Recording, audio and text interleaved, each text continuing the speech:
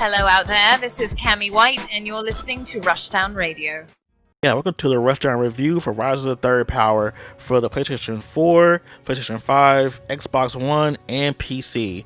This game was developed by indie studio based out of Ohio, Stegosoft, who's also done another game of this style called Ariafel. So the game originally had a successful Kickstarter back in 2018, but it's now being published by indie publisher Dangan Entertainment. Alright, let's dive into the review and talk about the story of Rise of the Third Power. So we start off with our heroes, Rowan and Karina. Rowan is a former naval officer who turned to being a pirate because he's a drunk. And his friend Karina is a thief who's kind of a rogue now. She works with him as mercenaries. They're actually on a mission right now to go and kidnap the princess. So the princess is a really important piece of the puzzle of this storyline.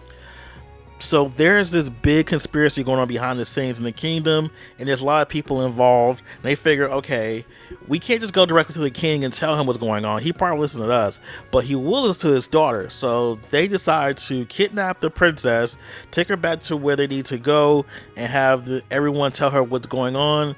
And then they figure she will go back to the king, tell him what's going on. He'll believe her and stop this big war from happening. Unfortunately, throughout that whole adventure, they become wanted criminals because, of course, they took the princess and they have to go through trying to get her back. And in doing so, there's this big conspiracy that happens, and lots of intrigue and lots of crazy stuff happens in the process of trying to get her back to the kingdom to tell the king what's going on. So that's just the general story. I won't go into too much spoiler territory because it's really easy to spoil the actual storyline for this game. I will say there's a lot of intrigue, a lot of backstabbing and betrayal. It's kind of like your political drama, pretty much, set in like this 1930s Europe, which I think was the inspiration for this game. And yeah, the storyline's really good. The characters are really out there. They have really distinct personalities. We'll note that there is no voice acting in this game at all. So if you're a type of person who needs voice acting to enjoy a game, this may not be for you. But overall, it's really faithful to the time period of 16-bit games, when of course back then they didn't have voice acting. So of course this game stays faithful to that whole period. I think they did a really good job of writing the storyline for this game, and I think they did a really good job with scripting and making sure the dialogue was actually entertaining, which I'm really glad, because a game that's really story heavy and text heavy, you definitely need really good dialogue to keep you going to read all that stuff. So I appreciate them for being able to write such a compelling story and do a really good job of world building as well. Alright, let's talk about the combat. It's reminiscent, of course, to games like Lunar and Silver Star Story, where each person take turns. Your turns are based on your speed stats, so whoever's the quickest will get their turn faster than everyone else. I really enjoyed the combat in this game. It's not super fussy. I know a lot of times with RPGs that are inspired by JRPGs but are made in the West tend to have a very fussy system where every little aspect of, different stats and boosts and buffs and stuff play a huge part of the game. A game I could definitely reference would probably be Battle Chasers. They had an issue for me in the combat where it was just so many different small debuffs, and this does that, and this does 20% this over this amount of time, and it helps this attack do more damage. It was just so much of that. It became super convoluted and just too much. It was just made the gaming experience really boring and just not that engaging, where this is really more straightforward. It does have some elements of this does this over the time, based stuff, which is fine, but just don't have too much of that, which I'm glad this game had just enough of it with the bleed mechanic and a couple other ones, which I thought was really clever. They do have a lot of nuances to the battle system, which I thought were good to keep it interesting, but just not overly just complex and just overly just too much. This game did a good job of streamlining a lot of stuff with combat. You have, of course, your skills, you have your attack skills, you have your double team attacks, which I thought were really good, very reminiscent of stuff like Chrono Trigger. Yeah, I can definitely see where inspiration came from when it came to combat. I did want to mention that one of the things I really enjoyed about this game was the fact that MP regenerates over time. I know a lot of games that of this particular era, you would have to have a whole bunch of like MP replenishing items in your inventory.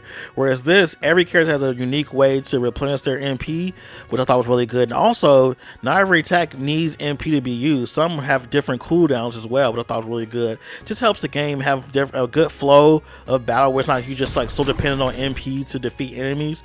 And also, every character in this game has a very unique mechanic to them. Like one character is very speedy and she's good at doing bleed damage and stuff. Another character is good at AoE attacks and she uses a cannon. Another character just summons demons and does dark magic. Like, I love the fact that every character is really unique and every character has their own specific abilities that you can use in battle. And also it makes it where every character has variety too. I'm never bored with playing any of the characters in the game. One thing I did want to stress is that there's this one mechanic called exhaustion that wasn't exactly well explained, so I kind of just went through and kind of think, okay, if my character is exhausted, then he's more, I think at one point if they go to 100% of exhaustion, this is after you fight in the same battle with the same characters over and over again, over time they become exhausted. So I think if they get to 100%, they're more susceptible to injury. And I didn't get to the point where I actually ever got injured, so I don't know what that looks like. But I do know I was like, yeah, I'm not gonna make sure they're gonna make sure they don't get exhausted to that point. So it does make you have to like switch your characters out a lot more, which I thought was good. It's different. It's a way to make you not just stick with the same party throughout the entire game. Like, it does make you choose your characters actually, which I thought was good. Another thing I did like about this game was sneaking up on enemies is really easy, which I'm glad because I'm really bad at sneaking around. So enemies definitely they don't have the best detection system, which is good. Because a lot of parts of this game is you sneaking around, so you can definitely sneak around the enemies. And of course, in a sneak attack, it allows you to not only choose your characters that's going to be in battle, it also gives you the very first turn as well. So it's really strategic in how getting the first turn is important, and also being able to choose your characters is important as well. Because of course, if you're playing the same characters over and over again, they're going to have, exhaustion. So like, oh yeah, just swap this character out. They have like 60% exhaustion. Maybe I can just play someone else. So make sure you sneak attack. It's really important. Another really good mechanic in this game I really enjoyed was the fact that you have a party level and not individual levels for each character. A lot of games of this time period, of course, would have like every character has a different level. And of course, if you over level and you get new characters, midway through the story, which this game definitely has, you have to level those other characters up too if they're not already at the level you're actually at. Some games will have it to where new characters come in and they'll be the level that you're at or higher. And sometimes they have them as lower, whatever they're supposed to be at this point in that story. And if you're over leveled, then you have to level up that character up to that level, which that problem is completely eliminated in this game.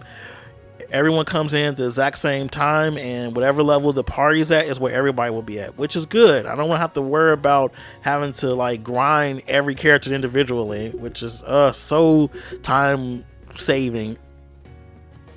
Alright, let's talk about crafting, something that I was a little fuzzy on. So I had the general idea that you put the materials together and you get something new. And it's kind of how you get your weapons and your accessories. But what I didn't really get was the idea of stacking them together. So if you have a whole list of stuff you can craft, and if you get the first thing, you can actually keep the second thing and the third thing. You can keep going and they all stack together on your stats. I didn't quite understand it when I was playing it. I thought that, of course, if you make a new accessory, the old one's gonna be gone. But yeah, you actually stack, so that's kind of cool. Wish they would explain that more in the tutorial, but that's just not how it went. Now let's talk about the skill tree. So every character in the game has their own individual skill tree. You get skill points per level, and as you level up higher, you get more points per level, which I think is pretty good. I definitely enjoyed the skill tree being kind of small and kind of condensed down to a small amount of skills you need. First, have like this huge skill tree, like games like Final Fantasy X, where you have this huge sprawling skill tree and all this stuff you have to do. But this game keeps it really just to the stuff you need, and that's it, which I really appreciated. Yeah, really like the skill tree. Didn't really do too much as far as like upset me. Just made me have to go grind a lot more. Also, they have a item that lets you reset your skill tree, which I thought was really good, because sometimes you may get skills you actually don't want, or you get to a point like, oh, these skills aren't that useful, so let me try something new. And you can start from scratch all over again, what I thought was really cool, because there was some games that don't have that, and I think that should always be a case if you're doing anything involving a skill tree. Now I'm going to talk about the visuals for the game. Now the actual 2D sprites look really good. The backgrounds look really good. It definitely has that whole 16-bit vibe. And the effects on this stuff look really flashy and cool. So I really love the way the game looks as far as like visually concerned. One thing I was a little bit taken back by was the fact that your enemy characters don't have individual animations for their attacks and stuff. They kind of just flash a little bit, and then you get like this little hit spark hits your character. But I was like, oh, that kind of sucks. I think certain characters in the game, like some of the boss fights, the characters actually move and stuff. But for the most part, it's kind of just like a little bitty thing hits your character or slice the character a little bit. It kind of just threw me off a little bit, because if you're trying to like focus on what's happening and you're not paying attention, you're not seeing what's happening to your character, you don't know that they're gonna hit. And it's kind of like, I don't know, I just didn't really like that. I thought they should have had like animations for the enemies as well, but the animations for the actual characters that you play, those are really good. They're really spot on, really well done. They look really flashy and cool. So yeah, love that. But just hate the fact that the enemies didn't get the same treatment as the playable characters did. All right, last but not least, visuals and audio. So one thing I didn't really care for was the character portraits for with dialogue and when they're having conversations. Just don't like the art style. I try my best to get with it. I try my best to have an open mind, but I don't think that it has the amount of polish that it should have in comparison to how polished and well done the character animations and the sprites are and the visuals. I think that the actual character portraits don't match that as far as terms of quality is concerned.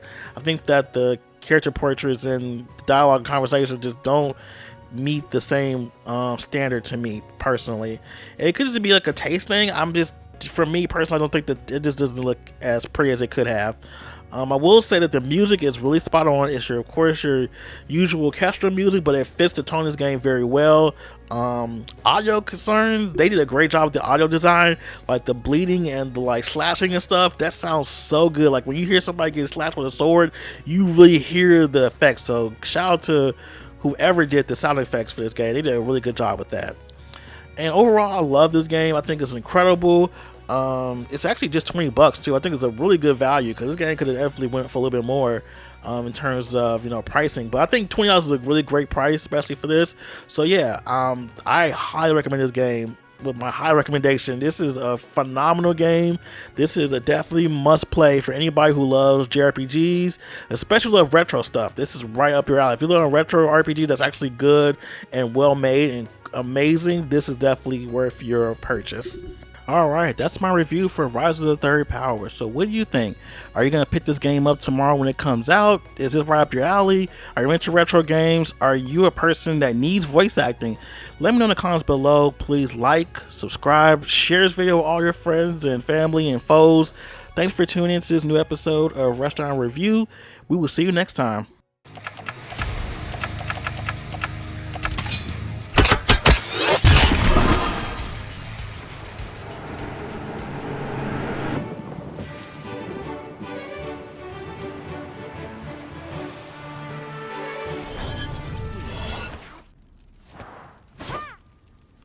Don't forget to subscribe!